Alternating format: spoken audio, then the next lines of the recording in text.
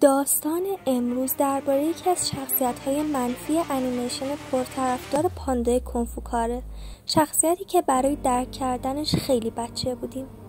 تایلان کسی بود که حق گرفتن تومار اژدها رو داشت، اما با یک پیشگویی یه لاک‌پشت پیر طرد شد.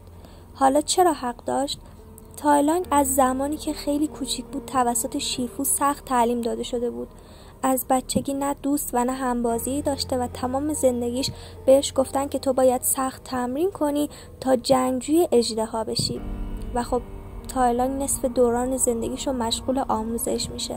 اما زمانی که موقعش میرسه اوگوی اجازه نمیده که تایلان تومار اژدها رو به دست بیاره و تایلان که توقع داشت شیفو پشتش در بیاد و ازش حمایت کنه، بیچون و چرا حرف اوگوی رو قبول کرد.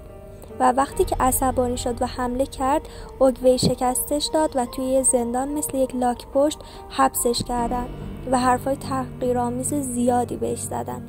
تازه بدترین قسمت ماجرا اونجاییه که یه پاندای خپل از وسط آسمون میفته پایین و جنگجوی اژدها میشه. برای درک سختی‌ها و احساسات تایلان ما زیادی بچه بودیم.